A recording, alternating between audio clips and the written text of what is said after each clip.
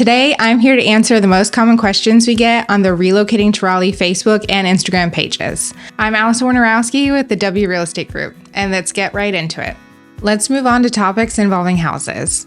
Should I live in Raleigh or should I live in one of Raleigh's suburbs? So this one is completely up to you. It's all based on your needs and your lifestyle.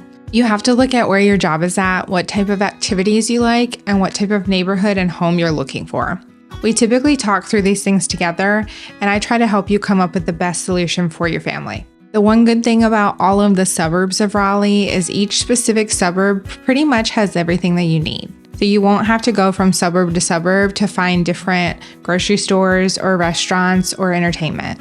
But if you find that you're really looking for the big city entertainment and more of an urban feel, you're going to want to be closer to downtown Raleigh where more of the action is. Outside of downtown Raleigh, the majority of the area feels pretty suburban. So that includes Midtown Raleigh, North Raleigh, and the rest of Raleigh's suburbs. There are some suburbs outside of Raleigh that are going to feel larger and feel basically the same scale as Raleigh itself. Then there's some suburbs that offer that smaller town charm that give you that rural kind of atmosphere. The next question is, where's all the land?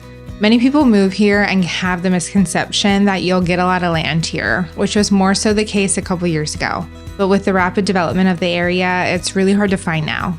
In Raleigh, most properties are between 1/4 of an acre to 1/2 an acre, with some of the older neighborhoods being closer to the 1/2 an acre. You will see some 1-acre properties, but it's not nearly as common in neighborhoods. There are some luxury neighborhoods in North Raleigh, technically outside of the city limits, that have 1 acre and larger lot sizes, but those prices are in the millions.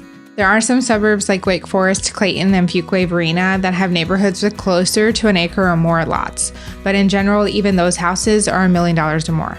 Are there communities with no HOA? Most neighborhoods in the Raleigh area are going to have an HOA. You'll find some older neighborhoods in Raleigh and the surrounding areas that have a limited HOA oversight, like one of the most popular neighborhoods in Brookhaven as an example, but the vast majority have an HOA of some kind. The more master plan communities are obviously the ones that are the most restrictive. Why are there so few homes with basements? It's rare to see a true full basement in Raleigh where the entire basement is below grade. More commonly, you'll see the half basements where the property is on a natural slope and the basement will walk out to the backyard. Those types of builds are much more economical than digging out a full basement. And Raleigh does have rock in some areas, which would obviously cause some problems when excavating. Why are there so little pools and not many fences? I think we're seeing an uptick in the number of pools around, especially since COVID. But many people are used to the community pools or the neighborhood having a pool around here. First off, above ground pools are typically not allowed by most HOAs. But I don't necessarily have the perfect answer for this. We do have quite a few swim clubs around that are open mid-May through mid-September. So in general, most people don't really need a pool in their own backyard.